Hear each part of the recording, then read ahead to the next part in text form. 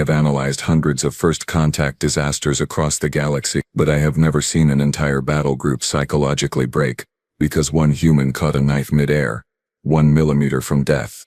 My name is Vecto, senior military analyst for the Korvath Collective, and I have seen approximately 473 first contact scenarios in my career. Not one of them, not a single encounter prepared me for the absolute insanity that is humanity. Let me set the scene for you, because this is important. The year was 2247 by human reckoning, and we had just detected what appeared to be a primitive colony on the fourth planet of System J7879. Primitive being the operative word here. Their ships barely broke light speed, their weapons technology was frankly adorable, their diplomatic protocols were non-existent, unless you count aggressive posturing and something they called sarcasm, which apparently passes for communication in their culture. So naturally, when Commander Throlix decided to make first contact, he brought an entire battle group. Because why wouldn't you? These humans had been broadcasting radio signals into space for centuries like absolute lunatics, advertising their location to every predator species in the galaxy. Clearly they needed supervision. Clearly they needed the guiding hand of a superior civilization. Clearly we were about to make the biggest mistake in Korvath history. The colony was called New Houston, which should have been our first warning sign. Anything with the word new in front of it suggests the original was either destroyed or abandoned, neither of which screams stability. But Commander Throlix, in his infinite wisdom, decided that a show of force would expedite negotiations. He landed with 200 elite guards, full ceremonial armor, plasma rifles charged and ready, intimidation tactics, you understand, standard procedure. The humans met us with exactly 7 people. 7. One of them was drinking something called coffee from a plastic cup. Another was eating what I later learned was a sandwich. They looked at our battle group the way you might look at a mildly interesting insect.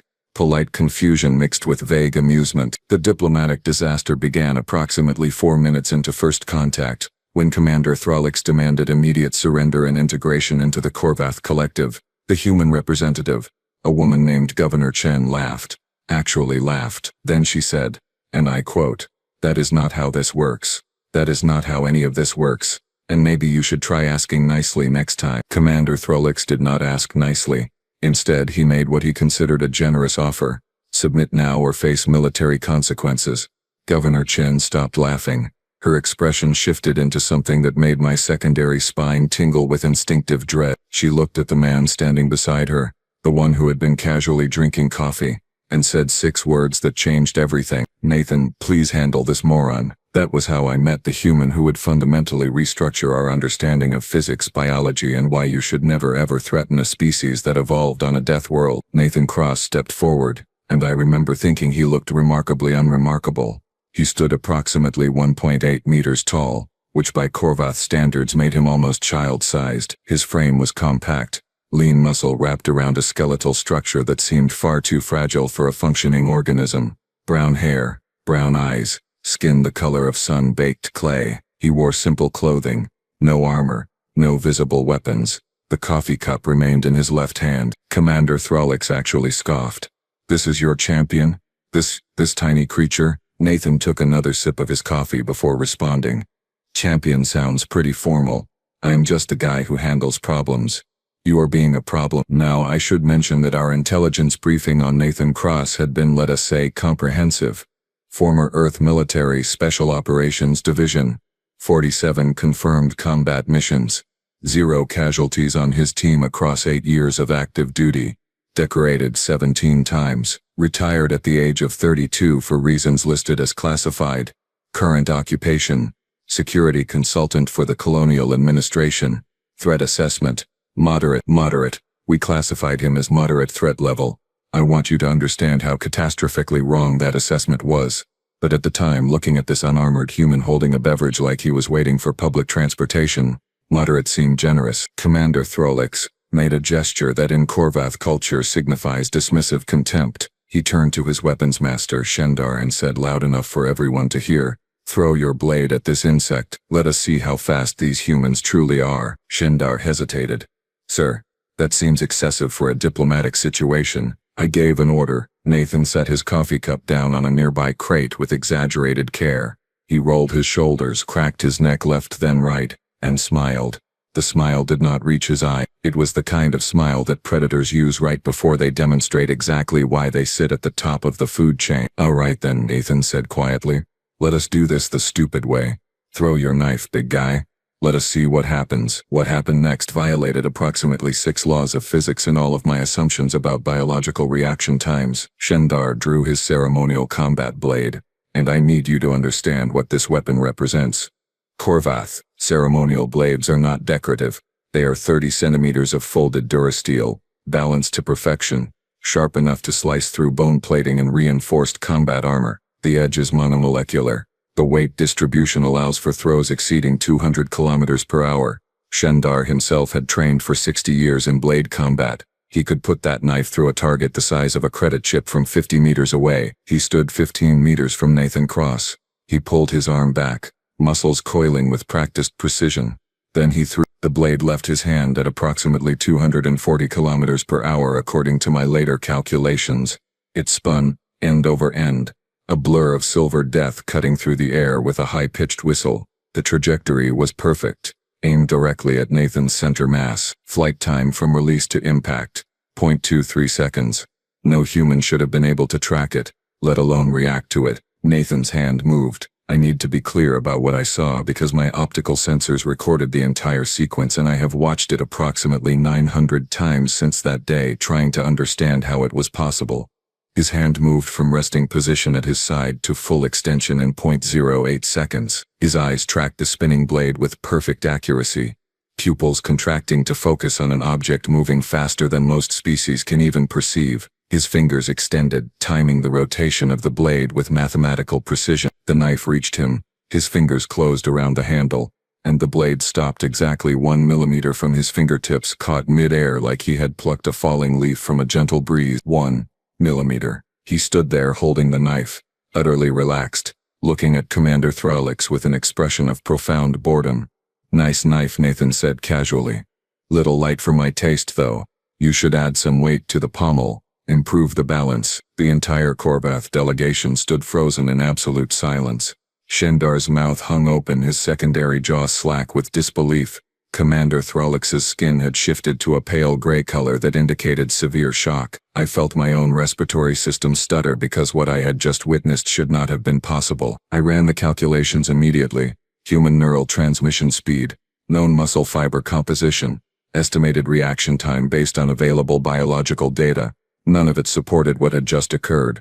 The gap between stimulus and response was too small. The precision was too exact. The casual ease with which he had caught a weapon designed to kill armored soldiers was beyond any threat assessment we had ever compiled. Nathan flipped the knife in his hand with practiced ease, caught it by the blade tip and offered it back to Shendar handle first. "You want to try that again?" he asked.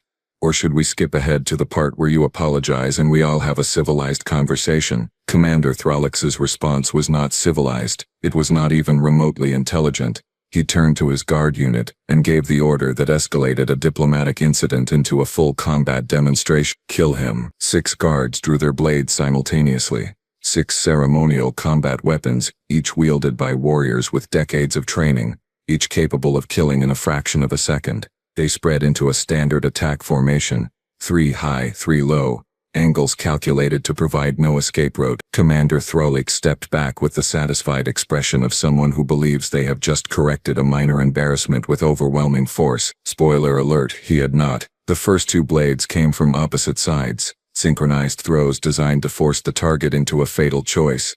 Dodge left and die from the right. Dodge right and die from the left. Stay still and die from both. Simple mathematics. Unavoidable outcome. Nathan tilted his head 6 degrees to the left. The first blade passed so close to his right ear that it should have drawn blood. His right hand came up and caught the second blade by the handle without even looking at it. He did not break eye contact with Commander Thralix the entire time. The next 4 blades came in rapid succession, a cascading pattern of death from multiple vectors. High, low, center, spinning approach.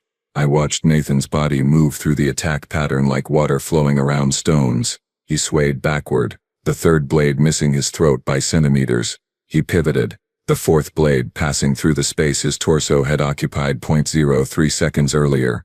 The fifth blade he actually batted aside with the knife he had already caught, deflecting it into the ground where it stuck quivering in the dirt. The sixth blade he caught with his left hand, pinching it between two fingers mid-spin. He now held two Korvath combat blades and had not suffered a single scratch. "So," Nathan said conversationally, "are we done with the whole trying to murder me thing?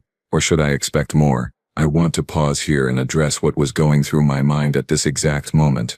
The analytical part of my brain, the part trained in military assessment and threat evaluation, was screaming that our intelligence data had been catastrophically, monumentally, apocalyptically wrong. The word moderate kept flashing in my consciousness like a malfunctioning display screen. Moderate threat level. This human had just demonstrated reaction speeds that exceeded our fastest combat units by a factor of 3. His visual tracking capability suggested neurological processing power that rivaled our best AI systems. His spatial awareness was, and I am being technical here, completely absurd. Commander Throlix was less analytical in his assessment. He was, in fact, beginning to panic. I could see it in the way his crest flattened against his skull, the way his breathing quickened. He gestured again, more frantically this time. "All guards, engage. Full combat protocols." Nathan sighed, an actual audible sigh of disappointment. "You are really committed to this stupid plan, huh?" 12 more guards moved forward, drawing plasma rifles this time. Apparently we had graduated from ceremonial murder to actual military engagement. They formed a firing line, weapons charged, targeting lasers painting red dots across Nathan's chest. Governor Chen's voice cut through the tension like a plasma blade through butter. "If you fire those weapons, this becomes an act of war. The entire human defense fleet will consider this colony under attack. Is that really the diplomatic outcome you want, Commander?" Commander Throlix's expression suggested that diplomacy had left the station several poor decisions ago. He raised his hand to give the order to fire. Nathan dropped both knives, cracked his knuckles, and smiled again. That same predator smile. That same look that said he knew something we did not. "All right," he said quietly. "Let me show you what a human can do when we stop being polite." What followed was not a fight. It was an education, and the tuition was paid in Korvath pride and broken assumptions about humanity's place in the galactic hierarchy. The 12 guards fired simultaneously. 12 plasma bolts, each carrying enough energy to vaporize a half-meter section of reinforced hull plating, all converging on a single human target. At that range, point blank essentially, there was no dodging. Physics simply did not allow for it. The bolts traveled at relativistic speeds. Nathan Cross should have been reduced to constituent atoms. He was already moving before they pulled the triggers. I have watched the recording frame by frame slowed down to 1,000th speed, and I still cannot fully explain what happened. Nathan's body dropped into a roll with such explosive speed that my sensors registered a small sonic compression wave. The plasma bolts converged on empty space, superheating the air where he had been standing into a brief flash of ionized particles. He came out of the roll in a dead sprint, covering the 15 meters to the nearest guard in just under 1 second. 1 second, 15 meters. That is faster than our combat models predicted humans could move. That is faster than most species can move in short burst sprints, even with cybernetic enhancement. The first guard tried to track him with his rifle. Nathan hit him like a collision with a cargo transport. The impact, confirmed by audio sensors, registered at over 2,000 newtons of force. The guard, a trained warrior who stood 2.1 meters tall and massed 140 kilograms, went airborne. Actually airborne. He flew backward 3 meters and hit the ground hard enough to crack his chest plating. Nathan had already moved to the second guard. This one anticipated the charge and braced for impact, lowering his center of gravity. Smart tactical thinking, completely irrelevant. Nathan did not charge him. Instead, he slid, his body dropping parallel to the ground in a maneuver that should have shredded the skin off his back, passing under the guard's rifle and between his legs. As he slid past, Nathan's hand shot up and grabbed the guard's weapon harness. The guard's legs went out from under him, and he toppled like a demolished building. Guards 3 and 4 attacked from both sides, coordinated strikes with powered gauntlets that could punch through starship bulkheads. Nathan jumped, a vertical leap of approximately 2 meters, planted 1 foot on Guard 3's faceplate, and used it as a stepping stone to flip over Guard 4. While airborne inverted, he kicked backward with both feet, catching Guard 4 in the back of the helmet with enough force to send the warrior stumbling forward into Guard 3. They collided in a tangle of armored limbs. Nathan landed in a crouch, spun and swept the legs out from under Guard 5, who had been trying to line up a shot. The guard went down hard. Nathan rolled over him, came up behind Guard 6, jumped onto the warrior's back, wrapped one arm around his helmet and used the momentum to swing himself around and drive both knees into the guard's chest plate. The guard staggered, gasped, and collapsed. 6 guards down in approximately 8 seconds. This is the point where my professional analytical detachment completely abandoned me and was replaced by raw, primal terror. Not for myself. I was safely behind our defensive perimeter. Terror for what this meant. Terror for what humanity represented. Because Nathan Cross was not enhanced. Our medical scans confirmed he had no cybernetics, no genetic modifications, no performance-boosting implants. This was baseline human capability. This was what they could do naturally. The remaining 6 guards hesitated. You could see it in their posture. The way they glanced at each other, looking for someone else to make the first move. These were elite warriors, veterans of a dozen campaigns, and they were afraid of one unarmored human who was not even breathing hard. Nathan straightened, rolled his shoulders again and looked at Commander Throlix. "Still want to do this?" he asked. "Because I can keep going. I have not even started sweating yet." Commander Throlix's crest had gone completely flat, a sign of absolute submission in Korvath body language. He opened his mouth to speak, perhaps to order a retreat, perhaps to finally attempt diplomacy. But Nathan was not finished teaching. He held up one finger. "Wait, let me explain something first. You need to understand what you are dealing with here. You need to understand where humans come from." And that was when my entire understanding of xenobiology got turned inside out and set on fire. Nathan walked casually to where his coffee cup sat on the crate, picked it up, and took a long sip. The remaining guards kept their weapons trained on him, but nobody fired. Nobody moved. He looked at the coffee, frowned, and continued talking like he was giving a lecture at an academic symposium rather than standing in the middle of a combat zone. "See, here is the thing about humans," Nathan said. "We come from a planet called Earth. Beautiful place, really. Oceans, mountains, forests. Also happens to be what galactic standards would classify as a Class 12 death world. You know what that means." Nobody answered. Commander Throlix had gone very still. "It means our planet has been actively trying to kill us since we crawled out of the ocean." Nathan continued. "Earth's gravity is 1.0 standard G. Your gravity here, 0.87. I have been fighting you in what essentially feels like reduced gravity to me. You are wondering how I move so fast. I am carrying less weight than my body is designed for. This is easy mode." He set the coffee down again and started counting on his fingers. "Let me give you some context. Humans are endurance predators. Our ancestors hunted prey by chasing them until they collapsed from exhaustion. We can run for hours, days if necessary. Our cooling system," he gestured to his skin, "sweat glands covering our entire body. We can regulate temperature better than almost any species in the galaxy. You overheat after 20 minutes of sustained activity. I can keep going for 6 hours before I even get tired." Guard 7 made the mistake of trying to rush him during the explanation.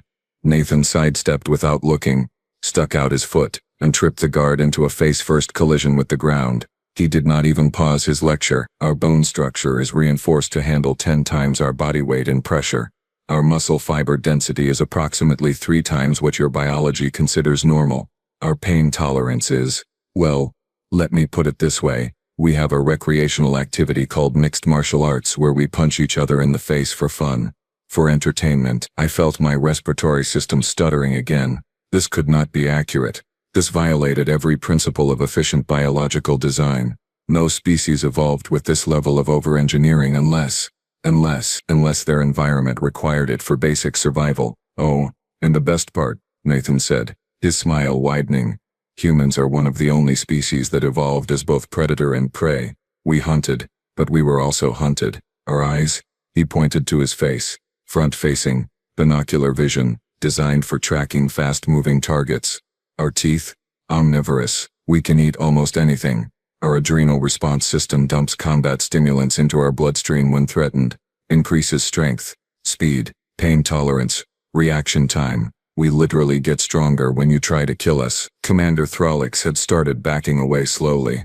The remaining guards looked at each other with expressions that clearly communicated, "We are not paid enough for this." "So when you brought 200 warriors to intimidate 7 humans," Nathan concluded, "you were not showing force to a primitive species. You were threatening a pack of apex predators from a death world. And now you know why that was a terrible idea." I need to convey my mental state at this moment. I have studied military tactics for 70 years.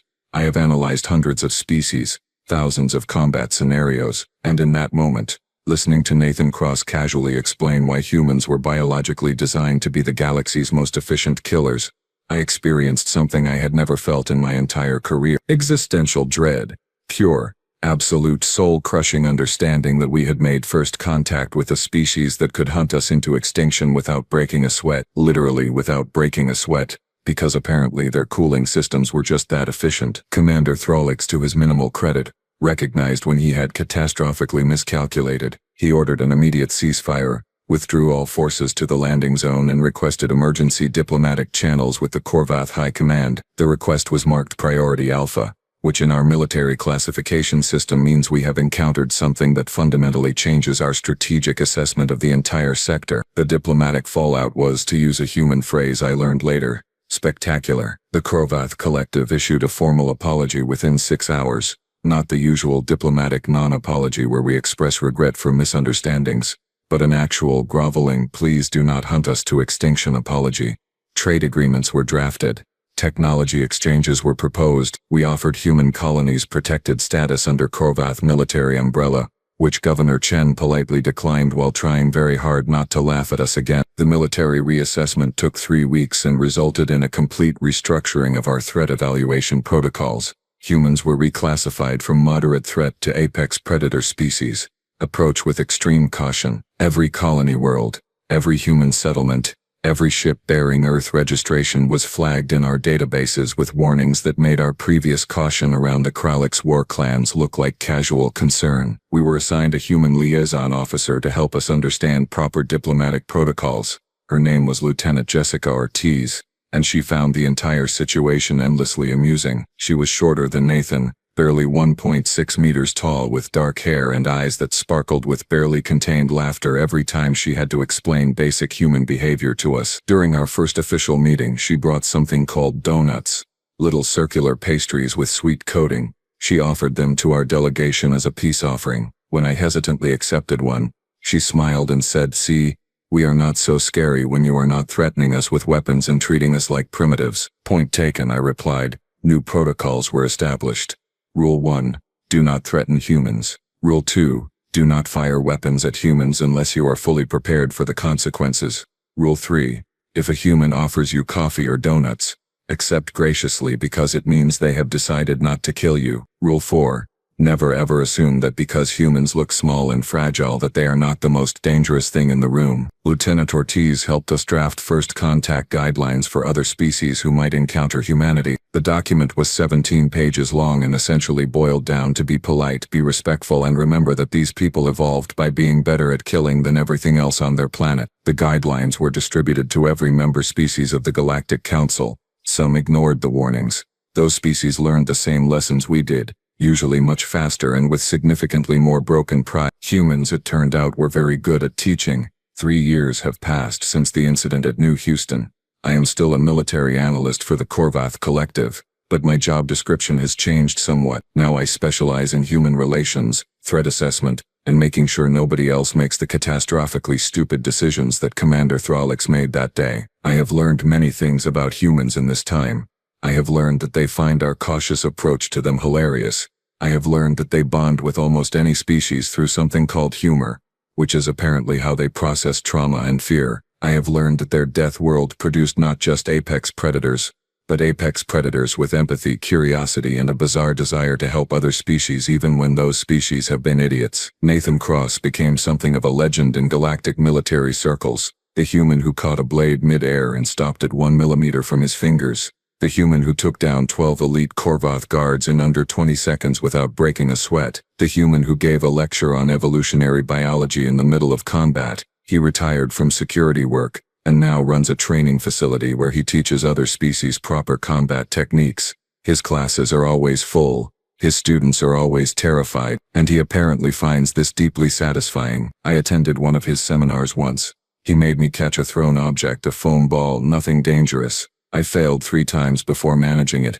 He patted me on the shoulder and said, "Not bad for a first try. You might survive a fight with a below-average human child in maybe 5 years." I was not sure if he was joking. With humans it is often difficult to tell, so let me offer this warning to any species reading this report. Any civilization that might encounter humanity in the future. These beings evolved on a planet that makes our harshest military training worlds look like vacation resorts. They are faster, stronger, and more resilient than their size suggests. They can track objects moving at speeds that most species cannot even perceive. They have pain tolerance that borders on disturbing. Their endurance is legendary. Their adaptability is unmatched. But more importantly, they are kind when you treat them with respect. They are generous when you approach them honestly. They are loyal to those who earn their trust. And they are absolutely terrifyingly effective when you threaten them or those they have decided to protect. The galaxy is a different place now that humans have joined the galactic community. Trade routes are safer because human security forces do not hesitate when pirates attack. Diplomatic negotiations are more straightforward because humans have no patience for the elaborate deception games that other species play. Scientific advancement has accelerated because humans approach problems with a directness that borders on reckless and usually works anyway. We thought we were bringing civilization to a primitive species. Instead, we discovered that the primitives had been civilized longer than our records go back, had been fighting and surviving and thriving on a planet that would kill most of us within a week. We thought we were the apex of galactic evolution. We were wrong. So very catastrophically wrong. And honestly, I am glad we were wrong. Because having humans as allies is significantly preferable to having them as enemies. Trust me on this. I have seen what happens when you make an enemy of a species that evolved by being the scariest thing in the room. It does not end well for anyone except the humans.